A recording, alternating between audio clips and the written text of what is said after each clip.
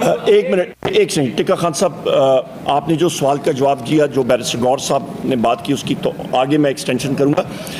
سب سے امپورٹنٹ چیز ہے جو سانحہ بھاول نگر ہوا تھا، اس کی ہم لوگ جوڈیشل انکوائری کی بار کر رہے ہیں.